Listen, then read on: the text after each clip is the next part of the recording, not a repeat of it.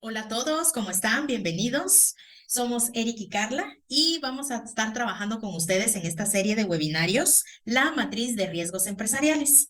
La matriz de riesgos empresariales es muy importante porque con ella podemos obtener toda la información, por supuesto, de lo más importante de los riesgos empresariales y cómo vamos a priorizarlos. También estos riesgos tienen que tener asociados controles, pero no podemos emitir controles por controlar.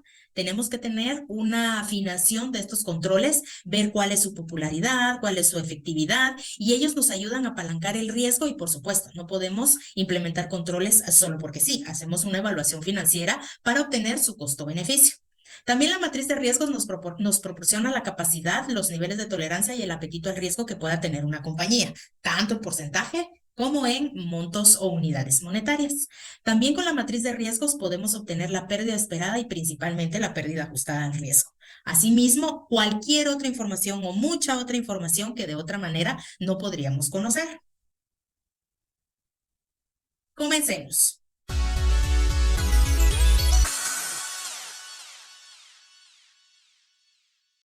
Bien, en este primer video lo que vamos a identificar son tres pilares importantes con los cuales debemos de gestionar los riesgos.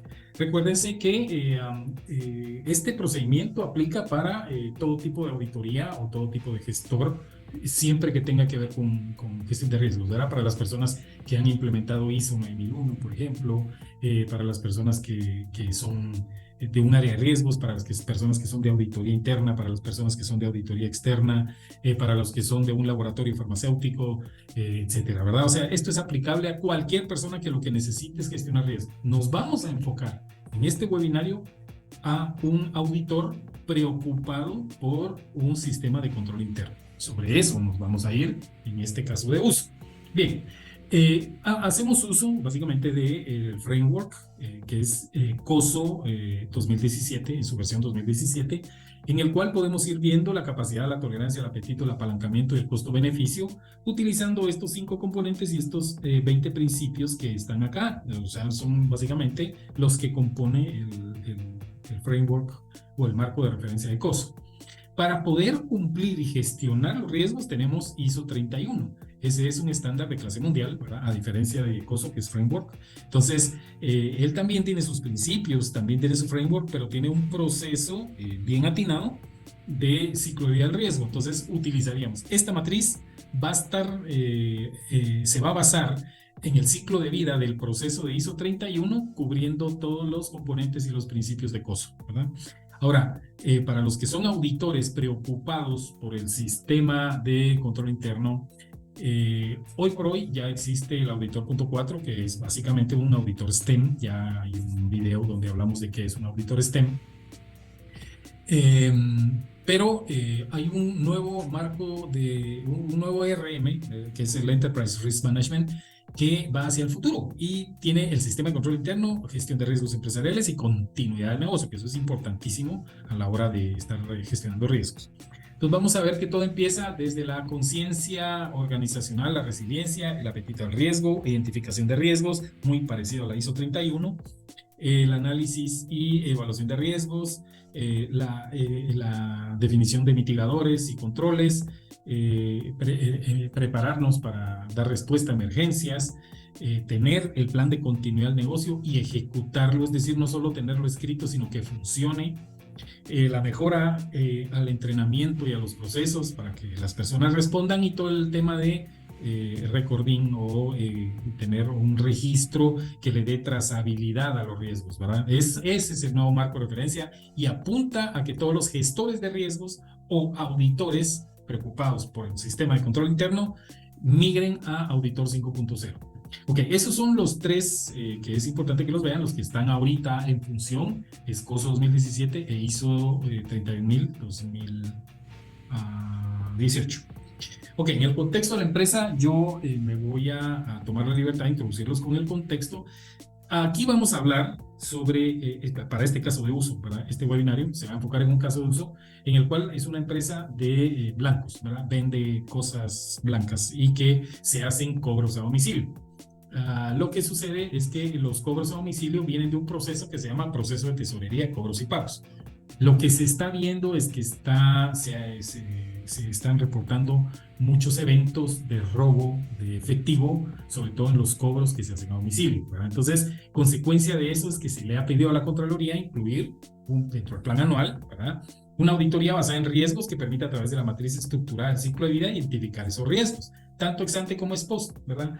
Y el objetivo final será dejar implementada dentro del área que tiene bajo su cargo el proceso de tesorería, cobros y pagos, esa matriz para que en lo sucesivo el área de auditoría llegue y audite esa matriz después de haberse implementado. Entonces, que esa matriz va a formar parte del conjunto de matrices que se enfocan en el control interno, en un sistema de control interno. Ahora, por el expertise que Carla tiene en el tema de sistemas de gestión y documentación, es importante que ella nos amplíe el tema del PEPIRO. El PEPIRO, allá abajo está documentado: políticas, procedimientos, instructivos, registros y otros en drill down, es decir, de una política prende un procedimiento, de un procedimiento prende un instructivo y de un instructivo prende un registro.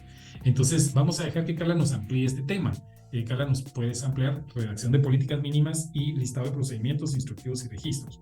Claro que sí, muchas gracias. Debemos de tomar en consideración que el webinario que estamos hablando es cierto, vamos a llegar a la matriz de riesgos, ya conocemos los estándares y mejores prácticas y tenemos que saber de la gobernanza.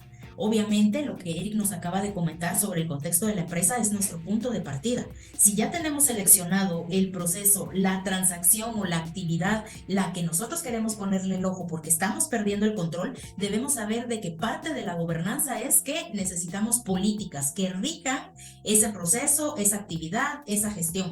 Acá nosotros les estamos dejando un listado de 4 políticas mínimas que deberían de existir, pero no estamos diciendo que todos los procesos deben de tener 4 políticas nada más.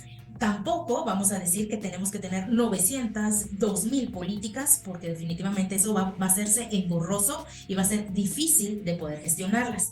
Entonces, de primera mano, tenemos que saber que existe la parte de PEPIRO que nos piden los estándares y mejores prácticas para la documentación de procesos. Como bien Eric les comentó, cada una de estas lleva una secuencia política. De la política depende un procedimiento depende un instructivo, un registro, otros documentos. Tenemos un webinario relacionado a cómo documentar procesos para implementar esta parte de acá. Nos pueden visitar también entonces en ese webinario. Ahora nos vamos a concentrar en lo que es la parte de las políticas. Parte importante es que todas las políticas deben de tener un debe.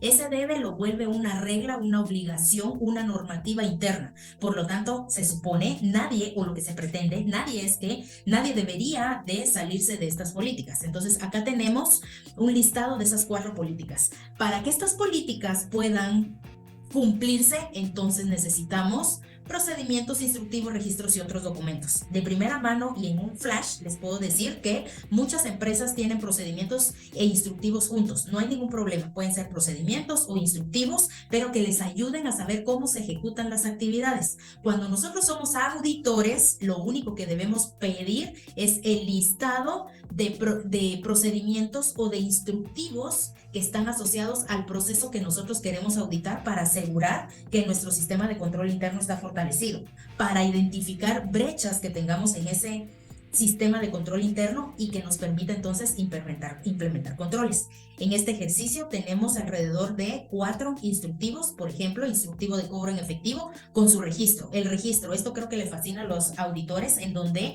es un documento virtual, electrónico, físico, que les permita dar trazabilidad y evidencia de que efectivamente se realizó una o varias actividades. Entonces, por ejemplo, tenemos el instructivo de cobro en efectivo con su registro, que sería el formulario de liquidación de cuota, o podría ser también el recibo de caja con el que estamos comprando o con el que nos está pagando el cliente. Y así sucesivamente tenemos que tener acceso a el listado de los instructivos, procedimientos o aquellos documentos importantes que documenten el proceso. Listo, gracias, Carla. Ok, bien, entonces, continuando con el contexto, es que todo esto es parte de la gobernanza, y se acuerdan que el gobierno es tratar de dar transparencia, eficiencia a los procesos. Vamos a hacer un flujograma. Este flujograma que está acá es el flujograma que nosotros experimentamos al momento de considerar el proceso de tesorería, cobros, pagos y cobros a domicilio. Se supone que el proceso de tesorería, cobros y pagos con cobros a domicilio está flujogramado aquí. Entonces se tienen algunas, las de arriba se van a llamar así las vamos a identificar. Estos son las entidades y estos son los nodos, ¿verdad? Entonces, ¿qué es lo que va sucediendo cuando nos toque hacer esto? Sí, bueno, de hecho, alguien que va a auditar un sistema de control interno, insisto, no tiene que ser un contador público auditor, ¿verdad? Alguien que vaya a auditar un sistema de control interno y no encuentra un procedimiento, no es que lo tenga que hacer, pero sí por lo menos en la mente o en una hoja de papel lo tiene que dibujar porque tiene que entender cómo funciona y dónde se concentran los riesgos. Entonces, este es el ejemplito que tenemos aquí, ¿verdad? Entonces, aquí están los nodos, qué es lo que hace el cobrador, qué es lo que hace el gestor de cobros, el cajero, el mensajero, el auxiliar contable, etcétera. Entonces, aquí le va dando forma al proceso y a qué deberíamos de llegar luego de haber revisado este proceso de forma minuciosa, pues deberíamos de haber marcado dónde están los riesgos. Porque no vamos a poder hacer la auditoría a todo el proceso, ni tampoco es correcto gestionar riesgos donde no los hay, ¿verdad? Entonces eso reduce los costos de control. Entonces se circula dónde queremos concentrarnos, que es aquí, básicamente, que ya en los siguientes webinarios se van a dar cuenta que cuando empecemos a identificar riesgos, los vamos a identificar sobre este pedacito. Llena la boleta de liquidación de efectivo, guarda el dinero en efectivo acumulado del día, envía el dinero en efectivo en el área contable. El área contable recibe el dinero en efectivo, hace un requerimiento de depósito, hace el depósito, devuelve la boleta en el área contable, hace el registro contable y listo, ¿verdad? Aquí en cualquier momento puede venir devolver la boleta del área cuando realmente no se concretó el proceso como se debía. Ahora, en este pedacito es donde nosotros identificamos que hay riesgos, porque es justamente donde los cobradores o los cajeros se están quedando con el dinero, o los mensajeros, ¿verdad? Esos son, ya vamos a ir viendo en detalle cómo funciona esa matriz. Entonces, de esto deberíamos de pasar a esto, ¿sí? O sea, aquí lo que hicimos fue identificar básicamente dónde está el pedacito rojo que nos interesa. Ahora, terminado el proceso, ya lo tenemos controlado, mínimo enfoquémonos cómo opera ese proceso dentro del organigrama de la institución. Por eso es que vamos a crear un contexto. El organigrama es este. Entonces, dicho de otra manera, tenemos que tener, mínimo pidamos el organigrama, ¿verdad? ¿Cómo se da el organigrama? Cómo está compuesta la empresa, y por aquí ustedes van a ver que está metidito el tema de los cobros y el jefe de cobros y los cobradores, ¿verdad? Está dentro de la gerencia de operaciones. Entonces, ¿qué deberíamos hacer al momento de identificar que esto está aquí y que podría generarnos conflicto de interés o cierre del círculo, ¿verdad? O sea, do and check no existe. Segregación de funciones. Entonces, probablemente lo que tengamos que hacer es proponer un nuevo organigrama donde lo vamos a pasar del lado de la gerencia financiera, y aquí lo partimos en dos, ¿verdad? Esto es bien importante, creo que es importante, la opinión de Carla aquí, pero termino diciendo que la parte de cobros y los cobradores, de acuerdo a nuestro criterio, debería estar dentro de la gerencia financiera para que no exista conflicto de interés. Por supuesto, de inmediato se van a reducir los fraudes, y si se dan cuenta, todo lo que le tenía el área de operaciones hubo que partirlo en dos. Tenía producción, tenía compras, tenía bodega y tenía facturación. Ahora se dividió en dos. Producción y facturación están en operaciones, y la gerencia de logística, que es la nueva gerencia, compras y bodega. Entonces, Carlita, si nos pudieras ampliar un poco por tu expertise, creo que es bien importante, por tu expertise en gobernanza, creo que es bien importante que nos expliques esto. Claro que sí, gracias. Prácticamente, digamos, lo que tú dices, Eric, es muy importante. Un organigrama nos dice cómo fluye la información dentro de la organización, cómo está la comunicación y quién dirige qué tipo de actividades. Si vemos nosotros acá y estamos auditando este proceso, podríamos decir el jefe de compras con el jefe de producción y el jefe de bodega, y encima facturan, digamos, este compra, este fabrica, almacena, factura y cobra. Prácticamente todo el ciclo completo se lo estamos dejando al gerente de operaciones. Existe la probabilidad, nadie está diciendo que así sea, pero claro que existe la probabilidad, estamos abriendo la puerta para que pueda existir algún tipo de fraude. Lo que buscamos nosotros con la matriz de gestión de riesgos es evitar ese tipo de fraudes o potenciales actos de corrupción dentro de la organización.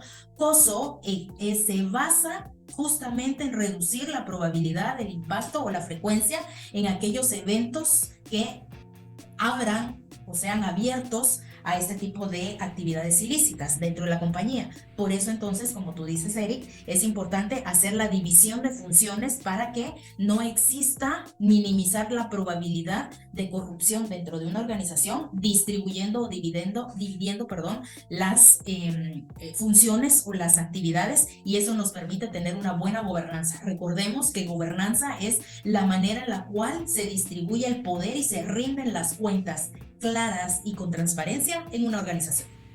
Ok, vamos a finalizar el video entonces, no olvidando que este último organigrama es una propuesta. No significa que ustedes van a llegar a una empresa y que van a hacer ese cambio, ¿verdad? Pero es una propuesta importante que debería hacerse entre un proceso de sistema de gestión de control interno. Gracias por escucharnos, gracias por estar pendientes de este primer video, y en el segundo webinario vamos a ampliarnos un poco más en la parte del contexto de los riesgos. Nos vemos en el siguiente video. Adiós, Carla. Hasta una próxima. Adiós.